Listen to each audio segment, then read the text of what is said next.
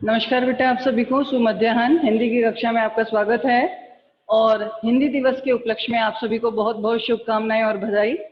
हिंदी हमारी मातृभाषा है और जिस तरह से माँ के भाव पूर्ण वात्सल्यता से युक्त होकर के एक बच्चे के अंदर उसके भावों का संचार करते हैं, उसके विचारों को एक रूप देते हैं, बिल्कुल हमारी ये भाषा भी माँ के समान ही है, जिसके माध्यम से हम सभी बालकों के जो भाव है, विचार हैं, वो सगुण साकार रूप धारण करके ही अभिव्यक्ति पा लेते हैं। तो ये एक ऐसा आयाम है जो हमारे हृदयगत भावनाओं और विचारों को एक सगुण साकार रूप प्रदान कर देता है। तो मातृभूमि और मातृभाषा से हम गौरवान्वित अनुभव करते हैं।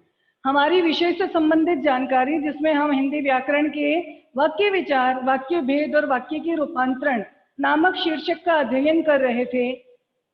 हमने वाक्य की परिभाषा पढ़ी। सबसे पहले वाक्य का सामान्य परिचय, जिस प्रकार से व्यक्ति अपने भावों और विचारों को दूसरों के समक्ष उपस्थित करता है, वो माध्यम क्या है? वाक्य। और दूसरों के भावों और विचारों से स्वयं लाभान्वित होता है, वह माध्यम क्या है? वाक्य। और इसी वाक्य से हमारी भाषा जो है वो अपना एक रूप प्राप्त करती है, यानी भाषा की एक मूल इकाई वो है वाक्य। ठीक है, लेकिन यहाँ वाक्य की व्याकरणिक परिभाषा का भी हमने अध्ययन किया कि व्याकरणिक परिभाषा के तौर पे हम कह सकते हैं कि शब्दों या पदों के सुसंगठित और क्रमबद्ध सार्थक समूह को हम वाक्य की संज्ञा दे सकते हैं। वाक्य का जो सार्थकता जो है वो, उसके लिए उसमें कुछ गुणों और विशेषताओं का भी हमने अध्ययन किया कि वो गुण और विशेषताएं क्या होनी चाहिए। उसमें सार्थकता होनी चाहिए, उसमें योग्यता होनी चाहिए, उसमें आकांक्षा होनी चाहिए, पदों में निकटता होनी चाहिए, पदक्रम व्यवस्थित होना चाहिए और पदों की अन्वति ठीक होनी चाहिए। वाक्य का निर्माण दो महत्वपूर्ण अंगों से मिलकर होता है, एक उद्देश्य और एक विधेय। वाक्य में जिसके बारे में बात कही जाती है यानी कर्ता, वो कहलाता है उद्देश्य, और कर्ता के विषय में जो जानकारी दी जाती है वह कहलाती है विधेय। और उद्देश्य और विधेय को मिलाकर ही पूर्ण वाक्य बनता है। वाक्य का वर्गीकरण, अब जब हम वेदों का ज्ञान प्राप्त करते हैं तो वर्गीकरण के आधार क्या हैं? तो सबसे पहला आधार हमने पढ़ा था अर्थ के आधार पर, और दूसरा आधार हमने पढ़ा था रचना के आधार पर। अर्थ के आधार पर वाक्य के वर्गीकरण में 8 भेद आए हैं और रचना के आधार पर वाक्य के वर्गीकरण में 3 भेद आए हैं। मैंने आपको इस बात के विषय में भी बताया कि अर्थ के आधार पर वाक्यों का जो वर्गीकरण है वो हमारे पाठ्यक्रम में शामिल नहीं किया गया है, लेकिन ये इसी विषय से संबंधित है, इसलिए इसे हम नकार नहीं सकते। ये 8 भेद एक बार मैं आपको यहाँ नाम लिख देती हूँ। सबसे पहला वाक्य था विधेयार्थक वाक्य, विधानवाचक वाक्य, निषेधात्मक वाक्य, निषेधवाचक वाक्य, प्रश्नवाचक वाक्य, विस्मयादि बोधक वाक्य, विस्मय बोधक वाक्य जिसे कह सकते हैं विस्मय बोधक वाक्य, और संकेतवाचक वाक्य, संदेहवाचक वाक्य, संदेहवाचक वाक्य, इच्छावाचक वाक्य जिसमें आशीर्वाद दिया जाता है, और लास्ट आता है आदेशवाचक वाक्य जिसमें किसी चीज के विषय में ऑर्डर दिया जा रहा है या आदेश दिया जा रहा है। ये 8 भेद हमने पढ़े भी थे और इन्हीं 8 भेदों के विषय में हमने वाक्यों का रूपांतरण कैसे करते हैं। जैसे मैंने बताया, मोहन पुस्तक पढ़ता है, मोहन पुस्तक नहीं पढ़ता है। क्या मोहन पुस्तक पढ़ता है? अरे मोहन पुस्तक पढ़ता है। यदि मोहन पुस्तक पढ़ेगा तभी उसका अध्ययन संपूर्ण होगा। शायद मोहन ने पुस्तक पढ़ी होगी। ईश्वर से कामना है कि मोहन पुस्तक पूर्ण रूप से पढ़ ले। मोहन, तुम अपनी पुस्तक पढ़ो। इस तरह से एक ही वाक्य को हमने उसको अलग अलग रूपों में, अलग अलग भेदों में उसको रूपांतरित कर दिया, रूपांतरण कर दिया, या उसको वहां पर परिवर्तित रूप कर दिया। अब बात आती है रचना के आधार पर वाक्य। यहाँ हमारे किसी विषय को हमने विराम दिया था, इसी से हम अपने अध्ययन को आगे जारी करते हैं। सबसे पहला था यहाँ पे सरल वाक्य, जिसे साधारण वाक्य भी कहा गया है। सरल या साधारण वाक्य कौन सा होता है? जिसमें एक उद्देश्य होता है और एक ही विधेय होता है। ये वाक्य संज्ञा, सर्वनाम, उद्देश्य के तौर पे या विशेषण के तौर पे भी आ सकता है। जैसे मैंने यहाँ पे आपके समक्ष एक वाक्य लिखा, मैंने लिखा वर्षा होने पर चारों ओर हरियाली छा गई। वर्षा होने पर चारों ओर हरियाली छा गई। यहाँ पर वर्षा हुई, हरियाली छा गई। एक सरल साधारण सी बात, जो क्रिया हो रही है उसको सरल साधारण रूप में प्रस्तुत किया गया है। यहाँ हमने इसको सरल या साधारण वाक्य की संज्ञा दी है। मैंने यहाँ पे लिखा मोहन बाजार की ओर सब्जियां लाने गया। ये भी सरल साधारण सी बात ही करता है और इसका ये यहाँ पे विधेय दिया गया है, यानी कर्ता के विषय में जानकारी दी गई है, यानी कर्ता की क्रिया से हमें सूचित करवाया गया है। मैंने इसके आगे एक और वाक्य लिखा, वह निर्धन होने के बावजूद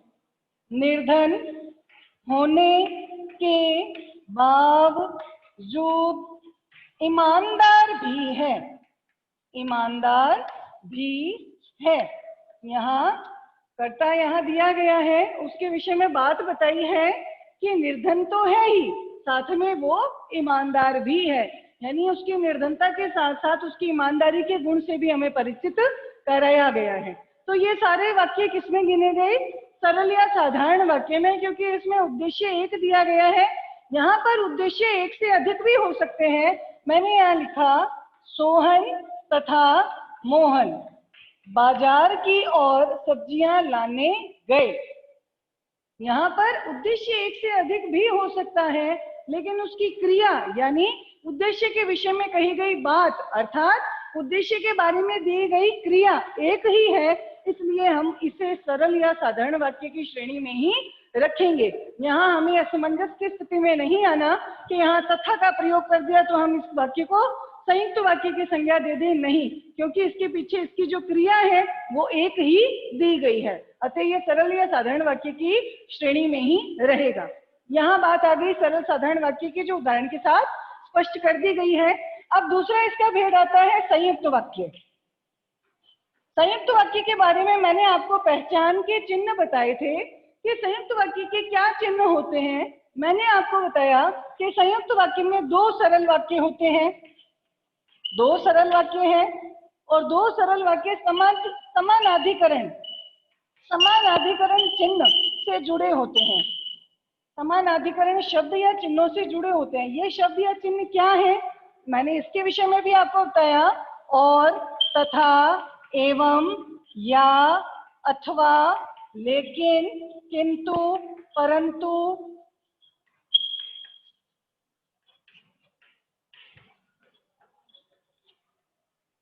इसलिए आदि,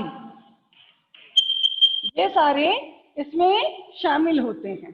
ठीक है, तो यहाँ दो सरल वाक्य जब किसी संयोजक शब्द के द्वारा जुड़े होते हैं और वे एक पूर्ण वाक्य का निर्माण करते हैं, उसे हम संयुक्त वाक्य कहते हैं। संयुक्त नाम से ही पता चलता है जोड़ना।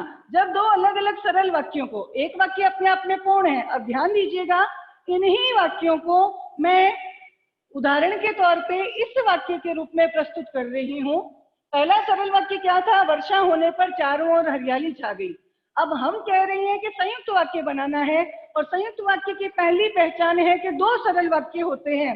मैंने लिखा वर्षा हुई, ये वाक्य अपने आप में पूर्ण है, वर्षा हुई, ठीक है, और चारों ओर हरियाली छा गई, चारों ओर हरियाली छा गई। यहाँ भी ये वाक्य भी अपना पूरा अर्थ दे रहा है। चारों ओर हरियाली छा गई, ये वाक्य भी अपने आप में पूर्ण है, और वर्षा हुई, ये वाक्य भी अपने आप में पूर्ण है। बात वही थी, कंडीशन दी गई है। जब दो अलग अलग सरल वाक्यों को समानाधिकरण शब्द के द्वारा या संयोजक शब्द के द्वारा जोड़ दिया जाता है और वो एक पूर्ण वाक्य का निर्माण करता है, तो वही वाक्य क्या कहलाता है? संयुक्त वाक्य कहलाता है। जैसे मैंने यहाँ पे लिखा कि मोहन बाजार की ओर सब्जी लाने गया। मैंने यहाँ लिखा मोहन को सब्जियां लानी थी। ये वाक्य अपने आप में पूर्ण है, इसीलिए मोहन बाजार गया। सबसे पहले ऊपर वाले सेंटेंस को देखेंगे, मोहन को सब्जियां लानी थी। ये वाक्य अपने आप में पूर्ण है क्योंकि यहाँ एक उद्देश्य है और उद्देश्य के बारे में उसके विधेय का भी ज्ञान कराया गया है। दूसरा सेंटेंस देखिए, मोहन बाजार गया। ये वाक्य भी अपने आप में पूर्ण है। जब इन दोनों समान वाक्यों को, दो सरल वाक्यों को किसी समानाधिकरण चिन्ह के शब्द के द्वारा जोड़ दिया जाता है तो वो वाक्य क्या कहलाता है? संयुक्त वाक्य कहलाता है। तो इन पहचान चिन्हों के आधार पर ये वाक्य बिल्कुल सटीक साबित होता है। क्या परिभाषा है संयुक्त वाक्य की? कि जब दो अलग अलग सरल या साधारण वाक्यों को किसी संयोजक शब्द के द्वारा जोड़कर एक पूर्ण वाक्य बनाया जाता है, वही वाक्य संयुक्त वाक्य कहलाता है। यहाँ रचना के आधार पर दो वाक्यों का हमने यहाँ पर ज्ञान प्राप्त कर लिया। अंतिम भेद है इसका तीसरा वाक्य यहाँ कहलाएगा हमारा मिश्र वाक्य या मिश्रित वाक्य। तीसरे वाक्य के तौर पे हमने यहाँ पे इसका नाम दिया मिश्रित वाक्य। अब जो मिश्रण तैयार होता है वो अलग अलग कई तत्वों को मिलाकर किया जाता है, कई द्रवों को मिलाकर किया जाता है। तो मिश्रण तैयार करते हैं यानी कई अलग अलग तरह के द्रव उसमें शामिल हैं। तो बात यही भी ये लागू होती है कि मिश्रित वाक्य क्या है?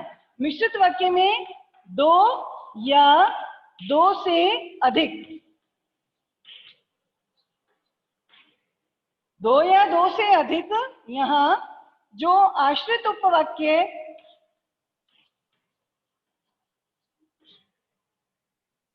और आश्रित उपवाक्य जब प्रधान उपवाक्य से जुड़कर एक पूर्ण वाक्य बनाते हैं, तो वह मिश्रित वाक्य कहलाता है। मिश्रित वाक्य में क्या है कि दो या दो से अधिक आश्रित उपवाक्य जब किसी प्रधान उपवाक्य से मिलकर या जुड़कर एक पूर्ण वाक्य बनाते हैं तो वो मिश्रित वाक्य कहलाता है। अब मिश्रित वाक्य में वो वाक्य गिने जाते हैं जिसमें जिस तरह से हमने अर्थ के आधार पर संकेत वाचक वाक्य का अध्ययन किया था, बिल्कुल ये उसी श्रेणी का है। इसमें एक परिस्थिति या एक स्थिति या एक क्रिया तभी संभव हो पाएगी जब दूसरी क्रिया अपने आप में पूर्ण होगी, यानी ये कंडीशनल सेंटेंस होते हैं। जैसे वर्षा होने पर चारों ओर हरियाली छा गई। हरियाली कब छाई? जब वर्षा हुई, या वर्षा हुई तो क्या हुआ? हरियाली छाई। हमने इसको क्या कर दिया? एक दूसरे पर आश्रित कर दिया। तो ध्यान दीजिए, जैसे ही इसी वाक्य को कन्वर्ट किया है मैंने, जैसे ही वर्षा हुई। अब जैसे ही लगाने से ये वाक्य अपने आप में पूरा अर्थ नहीं दे रहा। ये आश्रित उपवाक्य है कि जैसे ही वर्षा हुई तो तुरंत हमारे दिमाग में, यानी जो भी श्रोता है या पाठक वर्ग है, तुरंत एक प्रश्न पौंधता है, क्या हुआ? वर्षा हुई तो क्या हुआ? तो यहाँ उसने अपने इस वाक्य को पूर्ण किया कि जैसे ही वर्षा हुई वैसे ही चारों ओर हरियाली छा गई। चारों ओर हरियाली छा गई, ये वाक्य यहाँ पर पूर्ण हुआ। यानी ये क्रिया होने पर ही यह परिणाम आया। यह परिणाम कब आया? जब यह क्रिया हुई। तो यहाँ पर एक दूसरे पर आश्रित जहाँ वाक्य होते हैं वहां मिश्रित वाक्य की संज्ञा दी जाएगी। जैसे यहाँ पे लिखा गया कि वर्षा होने पर ही चारों ओर हरियाली छा गई। ज्यों ही वर्षा हुई त्यों ही हरियाली छा गई। अब इसके पहचान के कुछ संकेत चिन्ह दिए गए हैं। वो संकेत चिन्ह क्या है कि अधिकतर ये सेंटेंस जो है आपस में जुड़े होते हैं। कैसे? ज्यों त्यों, जैसे वैसे, जितना उतना। जो कि। इसी तरह से यद्यपि, तथापि। अब मान लीजिए मैंने इसी वाक्य को बदलना है मिश्रित वाक्य में। ये साधारण वाक्य था, वह निर्धन होने के बाद भी ईमानदार है। सरल वाक्य है, साधारण वाक्य है। इसे यदि हमें मिश्रित में कन्वर्ट करना है, रूपांतरित करना है, परिवर्तित करना है, तो हम क्या लिखेंगे? यद्यपि और तथापि से जोड़ेंगे। जैसा और वैसा तो यहाँ सही प्रदर्शित नहीं होता कि जैसे ही वो निर्धन था वैसा ही वो ईमानदार है, नहीं। इसको क्या कहेंगे कि यद्यपि, हालांकि। हालांकि भी जोड़ा जा सकता है कि यद्यपि वह निर्धन है। यहाँ वाक्य यद्यपि वह निर्धन है, तो क्या है? तथापि। तथापि ईमानदार भी है। यहाँ पर इस तरह से इस वाक्य को एक दूसरे पर आश्रित करते हुए जोड़ देंगे, तो यही सरल वाक्य किसमें कन्वर्ट हो गया? मिश्रित वाक्य में कन्वर्ट हो गया। तो यहाँ पर हम अपने इस तीसरे महत्वपूर्ण शीर्षक का भी अध्ययन कर सकते हैं कि किस तरह से एक वाक्य को उसके अलग अलग रूपों में भी परिवर्तित किया जा सकता है। तो सबसे पहले हमने यहाँ पर 3 वाक्यों का अध्ययन किया: साधारण वाक्य, संयुक्त वाक्य और मिश्रित वाक्य। जब किसी वाक्य में एक उद्देश्य और एक ही विधेय होता है, उद्देश्य एक से अधिक हो सकते हैं लेकिन उसकी विधेय या उसकी जो क्रिया है वो एक ही होगी, वो वाक्य कहलाएगा सरल या साधारण वाक्य। संयुक्त वाक्य वह वाक्य जो 2 अलग अलग सरल वाक्यों से संयोजक शब्दों से जुड़कर एक पूर्ण वाक्य का निर्माण करता है, वो कहलाता है संयुक्त वाक्य। और मिश्रित वाक्य ऐसा वाक्य जिसमें एक आश्रित उपवाक्य अपने अर्थ को पूर्ण करने के लिए प्रधान वाक्य पर निर्भर करता है, वह मिश्रित वाक्य कहलाता है। तो अभी यहाँ पर कुछ मैं 1 या 2 वाक्य ऐसे ही लिखूंगी जिससे हमें इन वाक्यों के रूपांतरण की क्रिया का भी ज्ञान हो सके। तो वाक्य रूपांतरण क्या है? तो सबसे पहले हम इसकी परिभाषा बोलेंगे। वाक्य रूपांतरण, जैसा कि इस रूपांतरण शब्द से ही परिलक्षित होता है कि बदलना या एक वाक्य को रचना के आधार पर या अर्थ के आधार पर दूसरे वाक्य में परिवर्तित करना। रूपांतरण का क्या अर्थ है? परिवर्तन, रूप बदलना। रूपांतरण का क्या अर्थ है कि वाक्य रूपांतरण का क्या अर्थ है? एक वाक्य को रूप बदलकर उसे दूसरे वाक्य में परिवर्तित कर देना ही वाक्य रूपांतरण कहलाता है। जैसे मैं यहाँ लिख रही हूं, यदि तुम मेहनत करोगे तभी सफलता मिलेगी।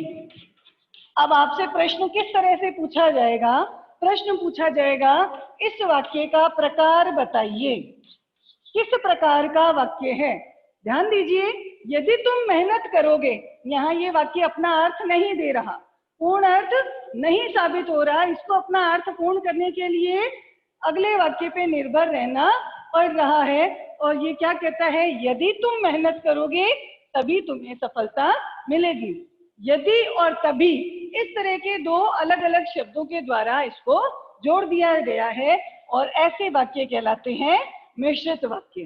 ठीक है, अब हमें आगे निर्देश दिया गया है कि इसे सरल वाक्य में बदलिए। और सरल वाक्य में बदलने के लिए हम इसे एक साधारण वाक्य के रूप में लिखेंगे। क्या लिखेंगे? तुम मेहनत करके ही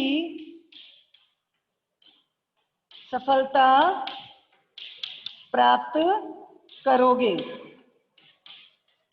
इस तरह से भी हो सकता है।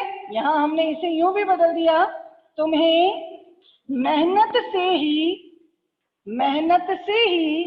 सफलता मिलेगी। ठीक है, सरल वाक्य बन गया। अब हम इसे संयुक्त वाक्य में कैसे बदलेंगे? अब मान लो यहाँ निर्देश दे दिया, इसे संयुक्त वाक्य में बदलो, यानी 2 अलग अलग सरल वाक्य बनाने हैं। तो हम यहाँ क्या कर देंगे? तुम मेहनत करो, ठीक है, और तुम्हें सफलता मिलेगी। इसी वाक्य को हमने संयुक्त में बदल दिया। क्या कहा? तुम मेहनत करो, अपने आप में एक सरल वाक्य है, तुम उद्देश्य हो गया, मेहनत करो उसका विधेय हो गया, तुम्हें सफलता मिलेगी, तुम्हें यहाँ उद्देश्य हो गया, सफलता मिलेगी, यहाँ इसका विधेय हो गया। इस तरह के दो अलग अलग हमने सरल या साधारण वाक्य बना लिए, और दो ये अलग अलग सरल या साधारण वाक्य किससे जोड़ दिए हमने? और से जोड़ दिए। ये और यहाँ पे संयोजक शब्द है। तो यहाँ पर मैं मानती हूँ कि यहाँ ये जो वाक्य रूपांतरण का अध्ययन है ये आपको सुचारू रूप से आया होगा। यहाँ मैंने आपको बताया कि जिस तरह से कोई सरल या साधारण वाक्य दिया है उसके आगे निर्देश दिया गया है इसे मिश्रित में बदलो या फिर इसे संयुक्त में बदलो, या कोई संयुक्त वाक्य दे दिया गया और आपको कह दिया गया इसे सरल या साधारण वाक्य में बदलिए, तो ये दोनों बातें ही हमें वाक्य रूपांतरण की प्रक्रिया के माध्यम से समझ आ जाएगी। यदि आपको इसमें कहीं भी कोई दिक्कत हो तो आप पूछ सकते हैं, और वैसे मैंने इस पूरे कार्य की एक PDF जो है वो आपके व्यक्तिगत नंबरों पर भेज दी है। कहीं भी कोई परेशानी हो तो आप दोबारा मुझसे पूछ सकते हैं। आज की क्लास में शामिल होने के लिए धन्यवाद। और अब जो है आपको एक विशेष क्लास का आयोजन जो है उसमें आपको अपना शामिल होना है, तो उसके लिए भी तैयार रहें।